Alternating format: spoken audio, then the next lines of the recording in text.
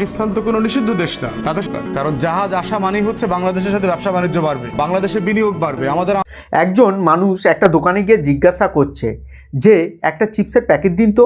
দোকানদার উত্তর দিচ্ছে চিপস 500 টাকা। একজন প্যাসেঞ্জার এক রিক্সাওয়ালাকে জিজ্ঞাসা করছে যে আমি লাহোর স্টেশন যেতে চাই, কত নেবেন? রিক্সাওয়ালা উত্তর দিচ্ছে 1000 টাকা। এক রিপোর্টার পাকিস্তানের অর্থনীতি নিয়ে রিপোর্ট করছেন। পাকিস্তানের অর্থনীতি এখন এতটাই খারাপ যে রুটি আর ডাল খাওয়ার জন্য লোকজন ইএমআইতে লোন নিচ্ছে। পাশ থেকে একজন, ভাই ডাল তো এখন বিলাসী খাবার, আমাদের তো কেবল পানি দিয়েই দিন কাটে। শুনলাম পাকিস্তানের অবস্থা এমন যে আইএমএফ এখন পাকিস্তানের জন্য মাসিক ইএমআই অ্যাপ বানানোর কথা ভাবে। যে দেশটি বৈদেশিক ঋণ এবং আইএমএফ থেকে নেওয়া ঋণ শোধ করতে গেলে দেউলিয়া হয়ে যাবে, সেই দেশটি নাকি আবার বাংলাদেশে ইনভেস্ট করবে। আর যে লোকটি এ কথাটি বলছে তিনি নাকি আবার শুনলাম ব্যারিস্টার।